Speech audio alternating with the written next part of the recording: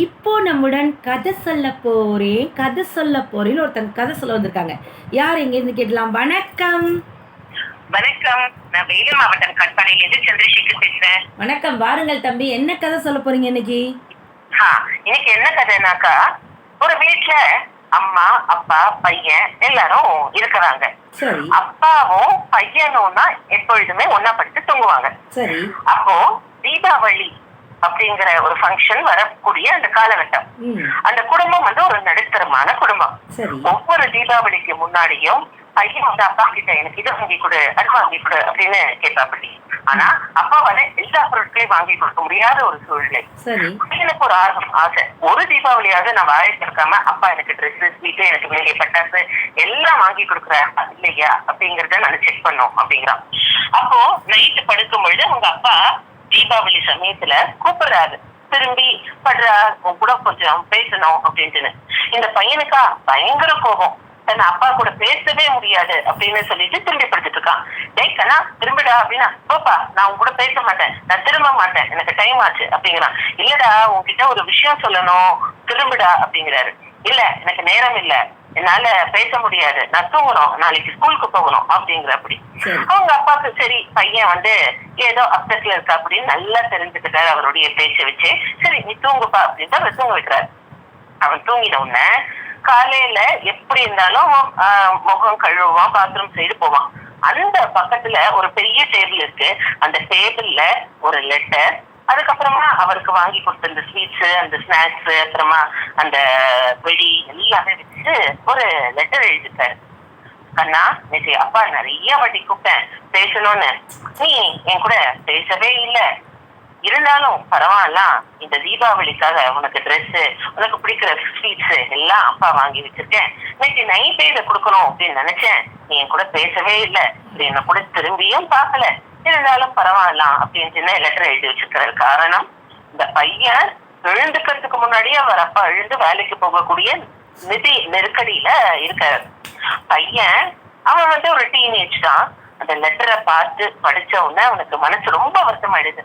அப்பா எனக்காக இவ்வளவு பண்ணிருக்கிறாரு, இவ்வளவு செஞ்சிருக்கிறாரு, அவர் கூட பேசவே இல்லையே அப்படின்னு சொல்லிட்டு சாயங்காலம் டைம் ஆகுது. அவங்க அப்பா வராங்க, அரவணைச்சு முத்தம் கொடுத்து அப்பா மன்னிச்சுக்கோப்பா சாரி அப்படின்னு கேக்குறப்படி. அந்த பையன்கிட்ட அவங்க அப்பா சொல்றாரு, கண்ணா முன்னாடியே நான் உன்கிட்ட சொல்லணும்னு நினைச்சேன், இங்க பாரு உன் கூட பேசணும் பேசணும் அப்படின்ட்டு ஒரு விஷயத்த சொல்லலாம்னு நினைச்சேன், ஆனா நீதான்ப்பா என் கூட பேச மாட்டேன் அப்படின்னு சொல்லிட்ட. இன்னைக்கு ஒரு சபதம் எடுத்துக்கோ, யாராவது உன் கூட பேசணும் கொஞ்சம் டைம் கொடு அப்படின்னா எவ்வளவு கோபமா இருந்தாலும் எவ்வளவு அப்செட்டாக இருந்தாலும் அவங்க உணர்வுகளுக்கு மதிப்பு கொடுத்து காது கொடுத்து என்ன சொல்ல வராங்க அப்படின்னு கேளு. காரணம் நீ மனசுல நினைச்சிட்டு இருக்கிற ஒரு விஷயத்த அவங்க கூட இப்ப உனக்கு சொல்லலாம் அல்லது செய்யலாம்னு நினைப்பாங்க. யாரையும் கோபத்தால அவங்க வார்த்தைகள் என்ன பேச வராங்கன்னு கேட்காத, எனக்கு பிஸி நான் டைம் இல்ல அப்படிங்கறத சொல்லவே சொல்லாத அப்படிங்கிறாராம். நம்ம பலரும் இதே மாதிரிதான் சில சமயங்கள்ல யாரும் என்ன சொல்ல வராங்கன்னு கேட்க மாட்டோம், நம்ம ஆதங்கத்துல கோபத்துல அவங்க கூட பேச கூட மாட்டோம், புறக்கணிச்சிடுவோம். ஆனா ஒரு மிகப்பெரிய வாழ்வியல் மாற்றமும் பிறர் சொல்வது என்னங்கிறத காது கொடுத்து கேட்கும் பொழுது கண்டிப்பாக வருங்கிறது தான் உண்மையும் கூட. சந்திரசேகர் தம்பி, என்ன ஒரு அட்டகாசமான அற்புதமான கதை சொன்னீங்க தெரியுமா? வாழ்த்துக்கள், பாராட்டுகள், நன்றி. ஒரு கேம்குள்ள போலாமா? குட்டி கேம். கண்டிப்பா சொல்லுங்க சார், என்ன கேம்?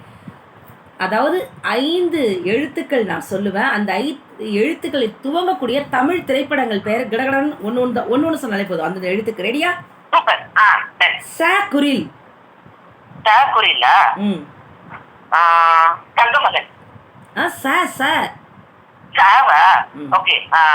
சால வந்து சரித்திரம். சரித்திரம். Very good. சா நெடில். தா நெடில். தா நெடில். பாலாட்டு பாடவா? ஆஹா, நான் சா சா சொன்னப்பா. ஓ சா நெடில். உங்களுக்கு சானா வரிசையா சொல்ல போறேன். சாமி. Very good. சி குரில். ச சா சி சி. டி டி குரிலா? டி குரில் வந்து தில்லாலங்கடி. இல்லம்மா, தீ இல்லப்பா, சசா தான். உங்களுக்கு சானா வரிசையில 5 நீங்களே சொல்லுங்க. சி வந்து சிகரம். Very good. சிகரம் சொல்லு. சிகரம். சரி, சி என்ன நெடில்? சி நெடில சீ நெடில் வந்து சீதா. Very good. இப்ப சு குரில். சூழ்நிலை என்ன இருக்கு? சுப்பிரமணியபுரம். நல்ல வேலை. சுப்பிரமணியபுரம். பாருங்களேன், 5 படம் சொல்லிட்டீங்க. இப்ப அடுத்த 5 எழுத்து நான் வரிசையோட முதல் எழுத்து மட்டும் சொல்றேன். அதுல இருந்து ம, மா, மீ, மீ, மு சொல்லுங்க பார்க்கலாம். மானா. ஓகே. மால வந்து மன்னன். மா வந்து என்ன சொல்லலாம்? மால, ஐயோ மால, மாட்டுக்கார வேலை அப்பா. அப்புறமா மீல மிஸ்டர் ரோமியோ. மீல வந்து மீல வந்து மீசை மீசை முறுக்கு அப்பா. மூல வந்து மூல மூல ஐயோ முரட்டுக்காலை. சூப்பர் தம்பி, சூப்பர். அசத்திட்டீங்க. வாழ்த்துக்கள், பாராட்டுகள். நன்றி சந்திரசேகர் தம்பி. தேங்க்யூ சோ மச் காந்திரி. சூப்பரா.